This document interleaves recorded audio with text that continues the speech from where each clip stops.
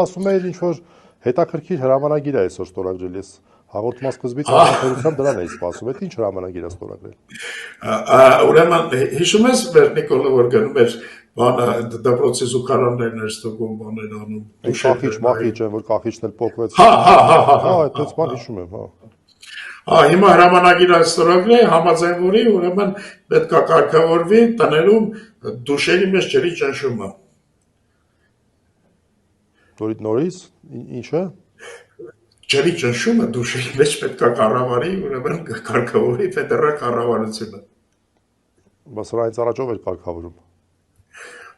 Չգիտեմ,